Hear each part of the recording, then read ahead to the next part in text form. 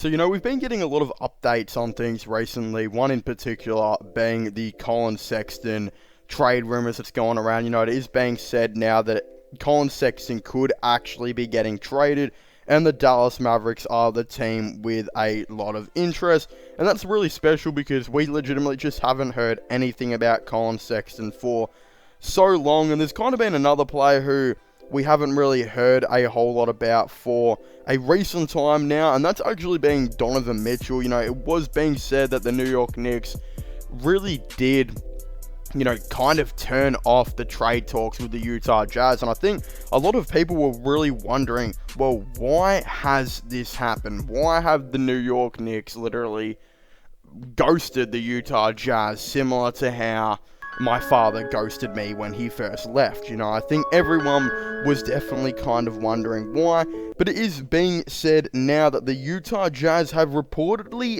asked for a package of 7 unprotected first round picks, according to some posts. The post I'm reading right now just says 7 first round picks, multiple players for Donovan Mitchell, which turned off the New York Knicks, and that's being reported by Mark Berman. This is really interesting that this is the thing that turns off the New York Knicks. There are a lot of things that can, turn off someone, right? I think when someone is too political, I think that would be the main turn off. I think another turn off would be when you find out your girlfriend's actually a man. That would be another turn-off in 2022, but it seems like the New York Knicks' major turn-off in this was, of course, the fact that the Jazz asked for 7 first-round picks, which is quite a lot. You would assume as well the majority of those would be unprotected, because I don't necessarily think the New York Knicks would care a whole lot if it was maybe 3 or 4 first-round picks, and let's just say 4 first-round picks and then 3 pick swaps. I don't think they would necessarily care a whole lot. I mean, Donovan Mitchell is still a franchise player in the NBA, but where I'm kind of seeing this is I genuinely think this was 7 unprotected first round picks.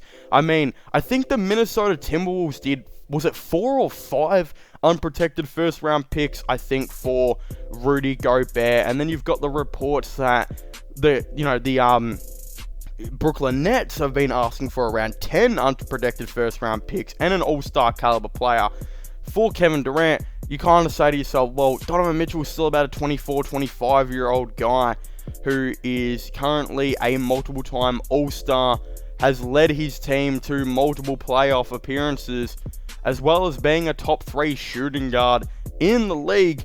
You definitely understand why this guy is extremely valued, and his team won a lot. Now, if I was the Utah Jazz, because it seems like they do want to trade Donovan Mitchell because his value is at the highest it will be for some time, I think. Especially if he plays out the season for the Jazz, he probably won't try as much, and it will be a little bit of a disaster, and his value might drop a tiny bit. I think that's something they might be scared of.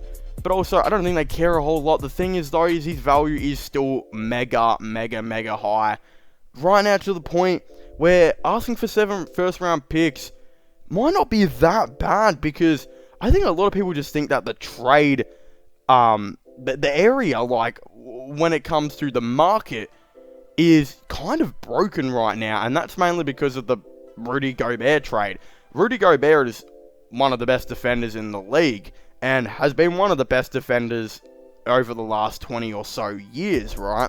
But the thing is his offensive game is not really that great, and in saying all of this, the Utah Jazz still managed to get a quality of role players in Patrick Beverley, Jared Vanderbilt, and then still managed to bring in like 5 first round picks. I think that for sure did something to the trade market. So I think the Jazz would be sitting there thinking, if we were able to get this for Rudy Gobert, imagine what we could get for Donovan Mitchell. And the thing is, if the New York Knicks don't offer 7 first round picks, another team out there could very well offer the 7 first round picks. I mean, imagine if Oklahoma, right, by the end of the year, they've realized, hold on a second, our young core is really, really getting there. Let's go out now and, trade for some players, do this and that. They have like 20 first round picks to burn. They'd be the type of team to offer 7 first round picks and get that Donovan Mitchell deal done. And then they'd be looking at like, let's just say they kept their top 5 pick or whatever, because they're probably going to have that.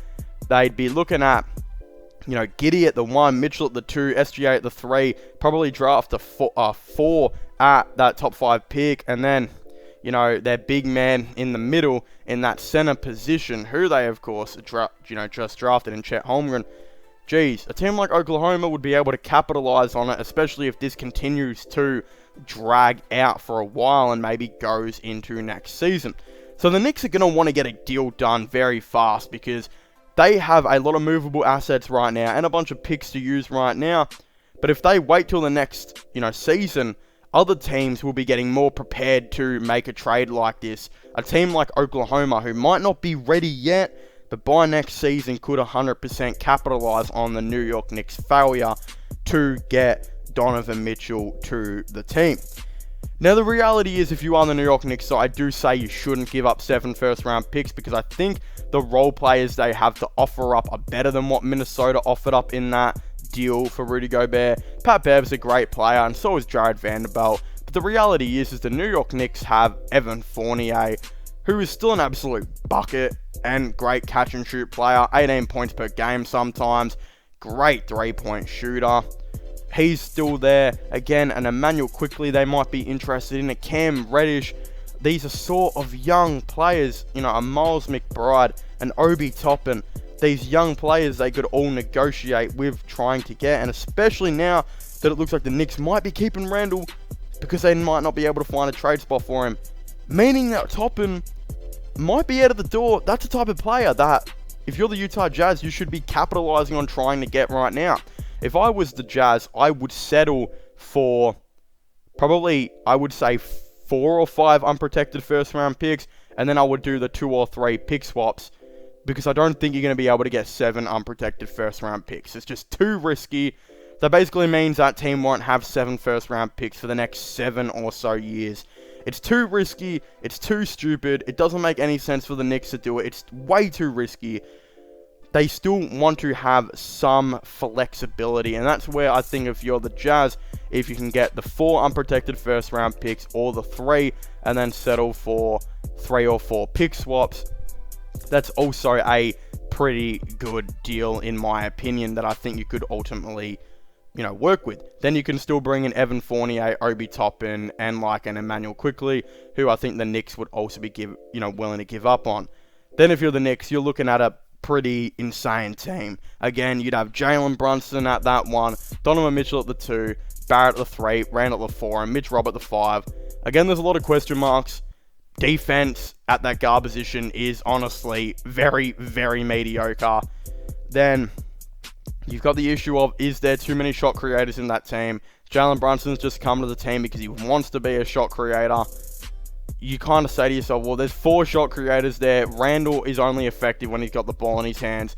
Probably won't going to work, but I think that's a problem you wait to solve later, because at the end of the day, you can move Randall on the next season or something like that. It's not a 100% straight up thing that you need to do, and then you can keep building on the depth and stuff in the off season. Then if you're the Jazz, it's great for you. You get a young player in Obi Toppin.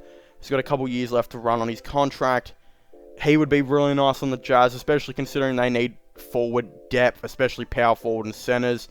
Then you bring in another forward in Evan Fournier who helps out, and a good young guard in Emmanuel Quickley. And of course, those 4 to 7 first round picks would immediately help your team.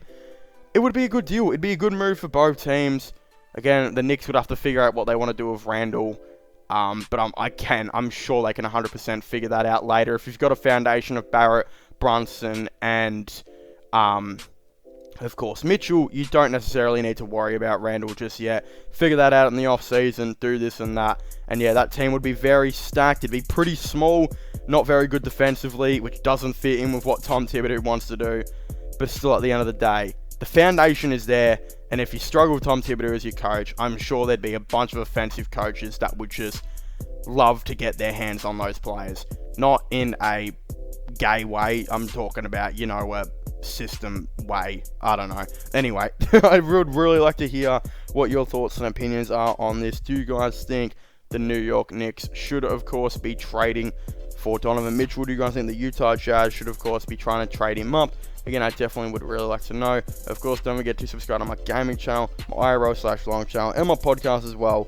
All of them will be getting linked in the description down below. But as I was saying, please make sure to leave a like, subscribe, and comment, and I'll see you guys next time. Goodbye.